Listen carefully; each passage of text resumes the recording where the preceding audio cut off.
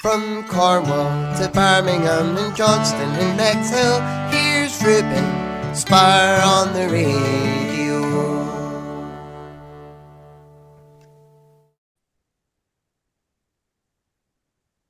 Hello to Renee Cullen. How are you today? Hello, I am very good. Thank you for having me. Thank you for letting me interview.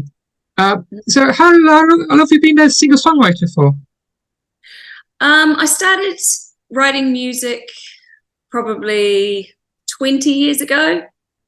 Yeah, so I mean, I'm only 25, so far. No, but about 20 years. When I was probably in my mid-20s, I'd always, and the reason why I started was because I taught myself guitar. I'd always sung, but I'd never played an instrument. So when I started learning the guitar, that's when I started writing music. I'd always written poetry, and then it just progressed into songwriting. So can you tell me more about your mum? Because I heard she's a country singer. She's a country music singer, and in New Zealand. And she used to do all the country music festivals, all the competitions throughout New Zealand. So a lot of my early years when I was young, probably from the age of 4 until I was about 14, it was sort of following her around the country while she performed at various awards and festivals. And and she did really well.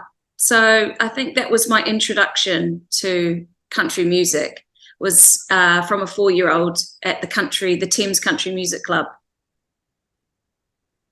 So can you tell me more about, we're going back in time now, to your first single that you released, Old Coast Road?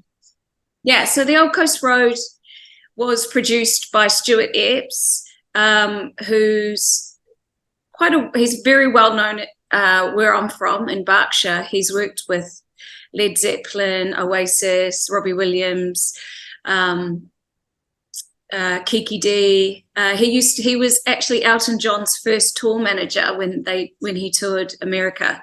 So he was a very accomplished producer, and he's actually my neighbor.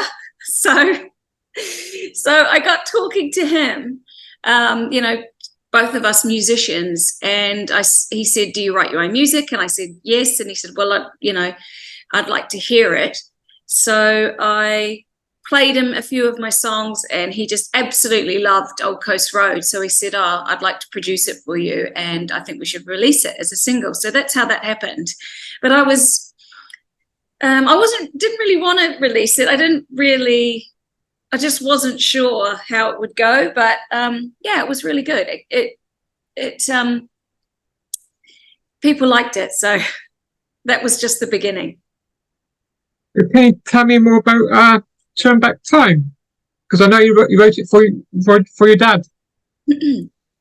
Yeah, so my father passed away in New Zealand in a diving accident when I was probably about 24, actually. I came over here when I was 26. And my sister actually wrote that song. She wrote it for me to sing. And then I did some co-writing on it. And it was written for him. And it was sort of, it was like he was sort of speaking. It was just a way to get over his death, really, and deal with his passing. So it was very, very hard to record. And I think that's why my sister wanted me to sing it, because she couldn't sing it. But it was every time I went to record it, I just couldn't pull myself together to actually finish the song. Because I think the lyrics are so personal, on a very personal level. But in the end, I did it, and I'm glad I did it. And I was really nervous when the song was finished to show my sister, because obviously she wrote it for me. And she's also like my biggest critic, so she'll tell me when she doesn't like something. So I was really nervous to play it to her, but she started crying and she absolutely loved it. So it went well in the end. Thank goodness. Otherwise it wouldn't have been on the album. So can you tell me more about your debut album, Small Town Girls? Yeah, well, it's my first album. It's taken a long time to release. I started recording it 8 years ago. So and then I added a few songs. I added Save Your Love and Angels in the City just in the last couple of years. But it took a long time because obviously family life, children, everything sort of came first in my life before me actually taking the time to record it and finish it. That finally finished it this year. That was my kids' New Year's resolution was that I finish my album because it was just taking so long. And they said, "Are you going to finish your album, Mum?" So I promised them I would. And that's when I contacted Rob Castell, a local producer, musician, to sort of help me get the songs to where I wanted them to be and what I was happy with in order to release the album.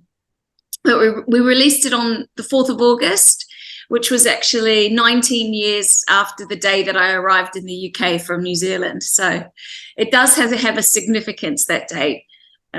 So we released it on that date and it's going well. Yeah, I've had good feedback. I'm really happy with it. I'm glad it's out there and just happy to be able to share the music, really. So can you tell me more about Angels in the City?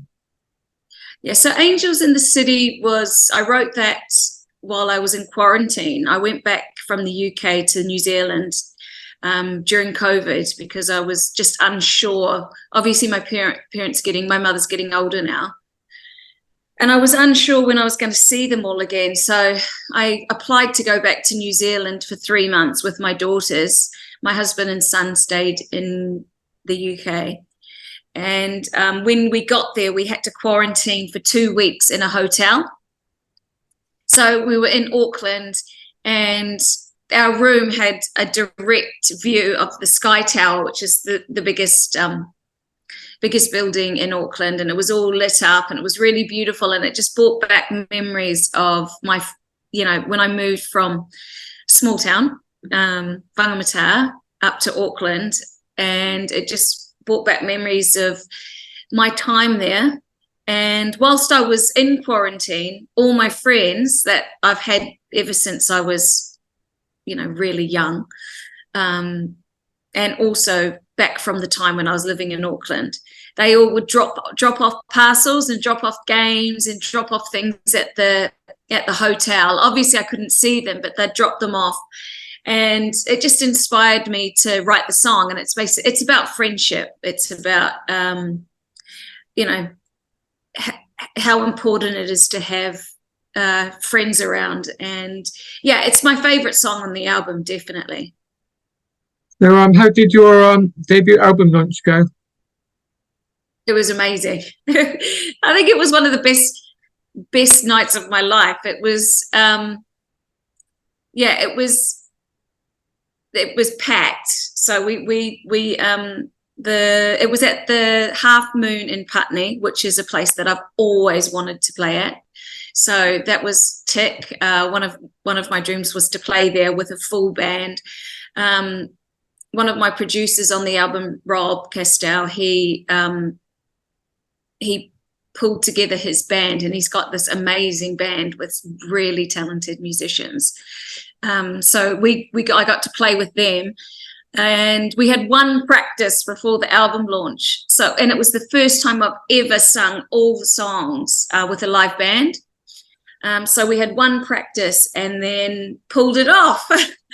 And then we had the launch. There was probably about 200 people, 250, and it's quite a small space. So it was just brilliant. It was a great night, and everything was really well received. So I think a lot of people turned up wondering, some people are not into country music. And so they turned up thinking, oh, what is this going to be like? But I had so many people come up afterwards, even people I didn't know, that said they loved the songs, and you know, they thought it was brilliant. And there are a few people said, you know, we were really surprised how much we actually really enjoyed the music. I think a lot of people put country music in a box and they think that it's just one specific sound. And a lot of people that don't know a lot about country music, they think that it's just bluegrass, you know, like sort of more so like the old-fashioned country music, but it's not. I mean, it's becoming so broad now. So they loved it anyway. I was really happy. Yeah, because I think new country is becoming quite popular in the UK now. Yeah, it is. It is. I've been following a lot of new artists actually that are you know, pushing that forward, and I'm quite surprised at how you know, how quickly it is progressing. So I went to the Black Deer Festival last year, and it was brilliant. That's in Essex. And all the, just, you know, sort of got to listen to some new musicians that I'd never heard before. And yeah, they were all really brilliant. So I think that's just inspires me more. So obviously they're a lot younger than me. So what kind of country artists inspire you? Well, the Eagles are probably my favorite band in the world. So I grew up listening to them. And I still absolutely like adore that. I love them. So they would be a huge influence. They've been a huge influence on my life. Reba McEntire, I've always loved. Obviously Shania Twain, Taylor Swift. You know, I've got 3 daughters. They all absolutely adore her, and we are massive Swifties. So I just think she's a great role model for kids. But Crystal Gale was someone who, as you know, from a really young child, I thought she was just so beautiful, and I also thought her voice was absolutely amazing. I love her voice. The Judds. And Dolly Parton, of course, yeah, and a New Zealand artist that I've loved from a young age, and who I listened to from a young age, is Anne Murray. Not sure if you know her, but yeah. So those are some of my influences and people that inspire me. Are you writing any new music? I am, and I did take a break over summer, and it's just recently that I've started picking up the guitar, and it's been great because people want new music, which is, you know, people keep saying, you know, what's next? What are you going to do next? What are your plans next? What you know, are you going to write more music? And I actually thought after this album that I wouldn't write anymore. I don't know why. I just thought, right, I've done that now, you know, but that's not the case. I think it's just made me want to write more, actually. So would you go out on tour? I know it's a bit difficult with 4 children. Well, do you know what? I'd really love to do a tour, because the album's called Small Town Girls. I'd actually really love to do a tour of all the small towns. Really small towns, and actually just put something on in their local community hall, because we have, you know, some people might think, oh, that sounds a bit cringy, but actually our community hall is really cool, and it's got great acoustics, and it's got a great feel, and everyone gets together. I put on a Christmas concert every year, and we pull in hundreds of people, and everyone gets together and has an amazing night. And I just think that something like a tour like that would be great. But I also want to do festivals, so I'm looking into festivals for next summer. That's good. Yeah. Now, can you tell you more about being a independent artist for you? Well, it's expensive. Yeah, I think that I've had to pay to obviously get the album, to produce the album, to get it out there, and that's probably why it's taken a bit of time as well. I was really lucky with Old Coast Road that Stuart really loved the song, so he sort of helped me out a lot with that, and we've become really good friends. So he's obviously helped me out a lot with my voice recordings and his mixing and everything. So we've sort of done it on mates rates, which has been amazing. But it's tricky, because I think it's quite hard just to even get yourself heard.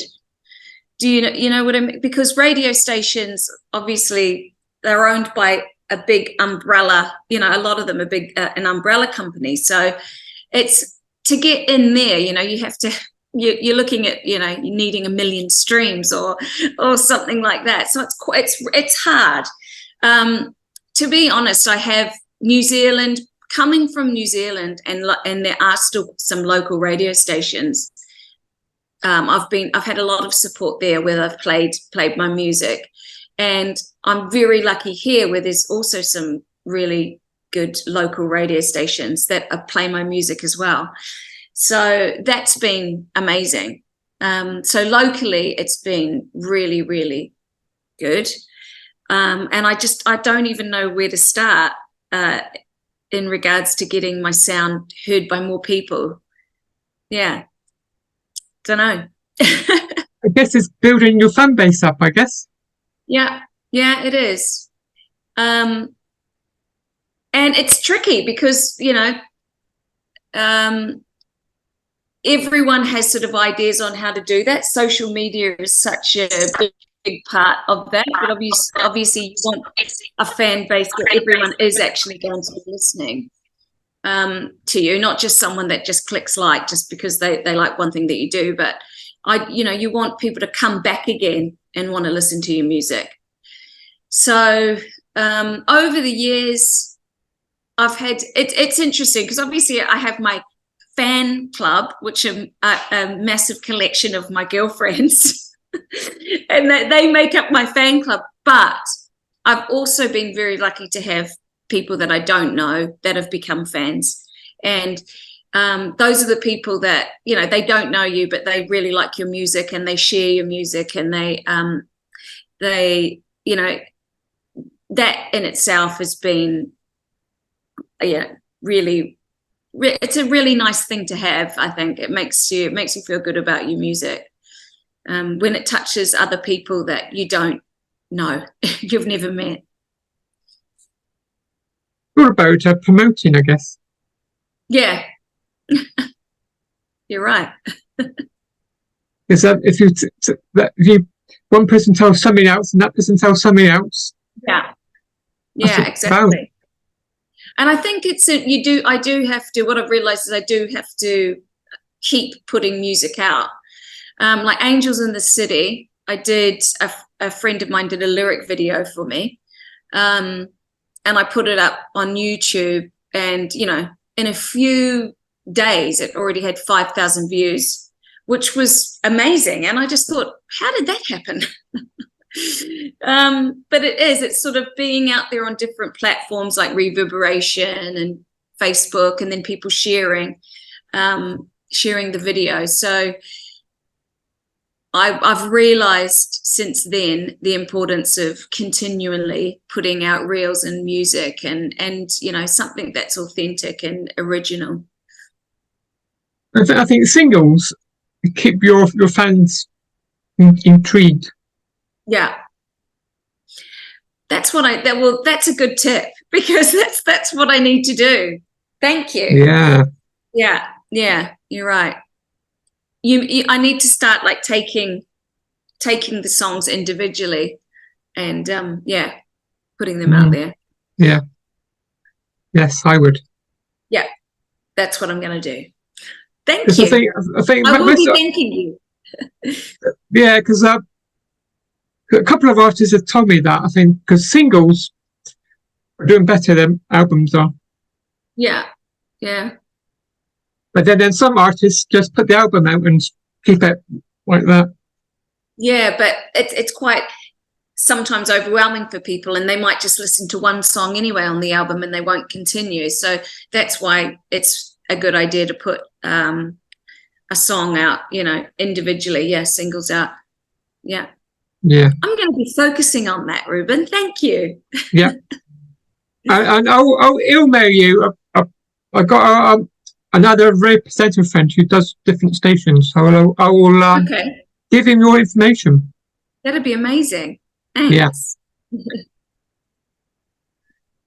So, Kate, finally tell me where listeners find you on social media. So I'm reneecullen.music, RENEECULLEN .music on Instagram and on Facebook. And I'm on Reverberation, which is like a music channel. I think it's owned by Facebook and Instagram, to be honest. But and you can also listen to my music on Reverberation. You can go in there and listen to all the music on that. Yeah, and I've got a website. It's www.reneecullen.com. So, thank you for chatting with me today, and I wish you all success. Thanks so much. Thank you. Enjoy the rest of your day. I will. Goodbye. Bye. Bye-bye.